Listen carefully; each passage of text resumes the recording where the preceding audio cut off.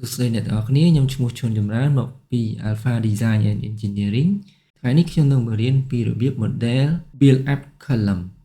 អញ្ចឹងយើងចូលមក application and component តោះទៀតយើង search ពាក្យ S94 ដល់ click របៀបពីរដង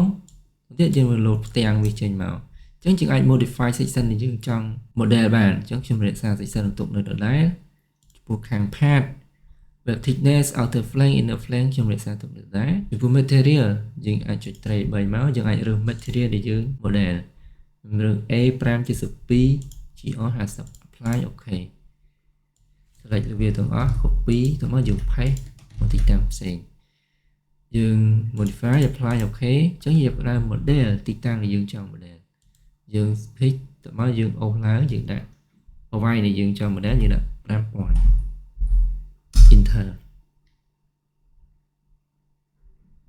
អញ្ចឹងយើងបាន build up column របស់យើងហើយ